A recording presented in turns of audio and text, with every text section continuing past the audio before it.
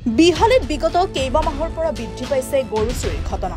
বিহালী আৰক্ষী থানাই গোপন সূত্ৰৰ পম খেদি নিজ বিহালীৰ পৰা খেদি খেদি চিনেমাৰ কায়দাৰে বিশ্বনাথ চাৰিআলিৰ 15 নং ৰাষ্ট্ৰীয় ঘাইপথত AS01 FR 5730 নম্বৰৰ এখন মাৰুতি চুজুকি বাহনৰ পৰা দুটা গৰু জব্দ কৰে। জানিব পৰা মতে ধৃত দুই গৰু চোৰ ক্ৰমে সোণালীবাৰীৰ মুক্তাৰ আলী মহম্মদ ইমৰাজুল হক বুলি জানিব পৰা গৈছে।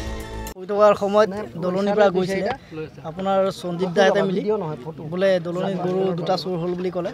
তেতিয়া মই উঠিলোঁ, উঠি পেলাই তেখেতে ক'লে বাৰু ঠিক আছে থানাত যাওক, থানাত গৈ পেলাই আপোনালোকে দিয়ক, জামিনটো দিয়ক। তাৰপাছত আপোনাৰ তেখেতে কথা পাতি থকাৰ অৱস্থাতে চাৰিআলিৰ পৰা ফোন কৰিলে। ফোন কৰোঁতে বোলে তাত ধৰিলে বুলি ক'লে। তেতিয়া বিহালী থানালৈ আহিলোঁ আমি গোটেইখিনি মিলি।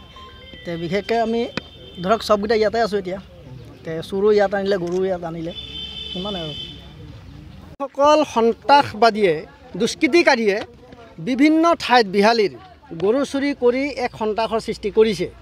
ইয়াৰ ফলত আমাৰ স্থায়ী যিখিনি বেপাৰী আপোনালোকে নিশ্চয় অৱগত, আমাৰ বিহালী অঞ্চলৰ থানবিহালী গাঁওখন আজি বিহালী সমষ্টিৰ বিহালীৰ আজি হিন্দু সকলৰ মাজত আমি সৰুৰে পৰা আমি ডাঙৰ দীঘল হোৱা আমাৰ ল'ৰা।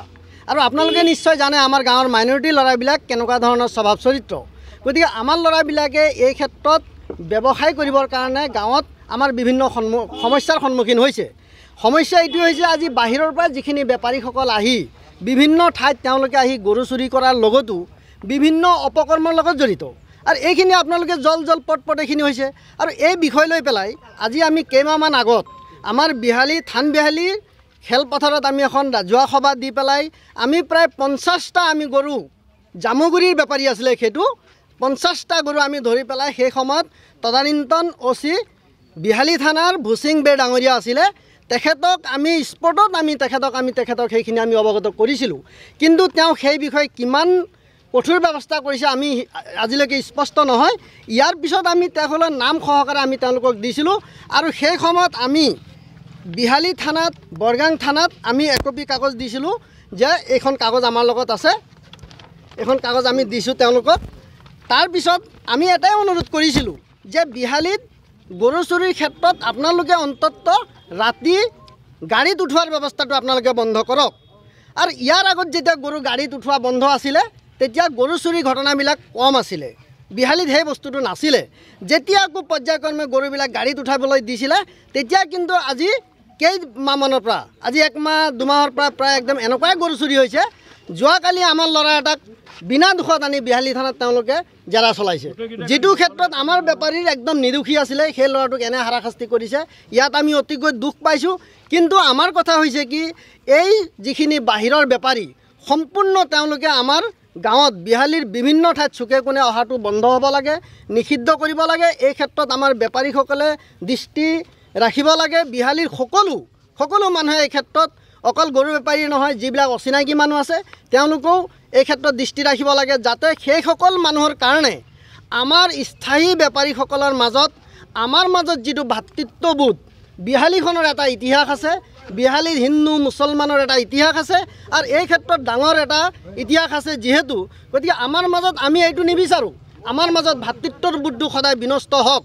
কিন্তু আজি বাহিৰা বেপাৰীসকলৰ কাৰণে আমাৰ মাজত যিটো ভাতৃত্ববোধৰ যিটো সম্পৰ্ক মিলন, এই বস্তুটো ক্ৰমান্বয়ে নোহোৱা হৈ যাব ধৰিছে।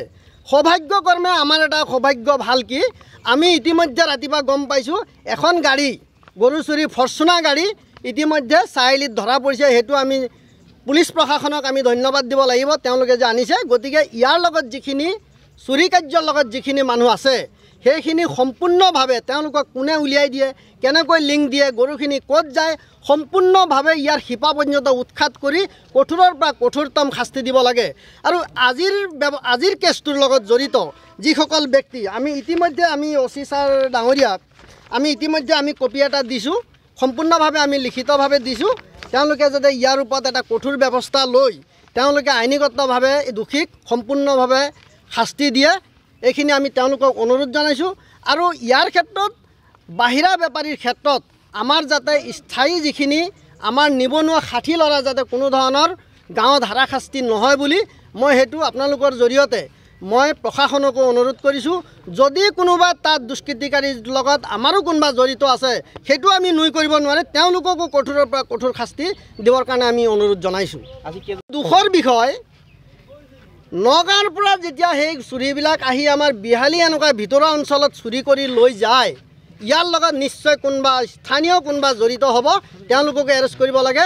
আৰু এই বিষয়টোত বিহালী থানাৰ অন্তৰ্গত বিহালী সমষ্টিত দলনিৰ পৰা গৰু চুৰি হৈছে এই বিষয়টো কিন্তু স্পষ্ট নহ'ল। এইটো আমি স্পষ্ট হ'ব আমি আশা কৰিছোঁ পৰৱৰ্তী সময়ত সেই মাইলাৰ ঘৰৰ পৰা যে গৰুকেইটা চুৰি কৰি নিছে সেই বিষয়টো ইয়াত তদন্তত আওতাত আনি সেই বিষয়টো বিহালী ৰাইজক তেওঁলোকে অৱগত কৰাব বুলি আমি আশা কৰিছোঁ। যাতে বিশ্বনাথৰ পৰা আব্দুল বাৰেকৰ ৰিপৰ্ট এনি ভাৰত 24।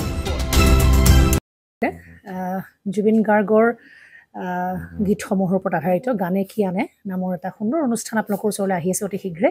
অহা 15 আগষ্টৰ পৰা ধেমাজিৰ পৰা প্ৰথম অডিশ্যন আৰম্ভ হ'ব আৰু সেই অডিশ্যনৰ যোগেদি বিভিন্ন কণ্ঠশিল্পীসকলে যিসকলে এই অনুষ্ঠানত যোগদান কৰিব বিচাৰে তেওঁলোকে এই অডিশ্যনৰ যোগেদি আগবাঢ়ি আহক। আৰু জুবিন গাৰ্গৰ বহুত ভাল লগা গান আমি সদায় শুনি আহোঁ আৰু আপোনালোকৰ যদি ভাল লগা গান থাকে জুবিন গাৰ্গৰ আপোনালোকে গাই ভাল পায় তেন্তে অডিশ্যনত যোগদান কৰক। মোৰ ফালৰ পৰা আন্তৰিক শুভকামনা থাকিল এই সম্পূৰ্ণ অনুষ্ঠানটোলৈ। ধন্যবাদ।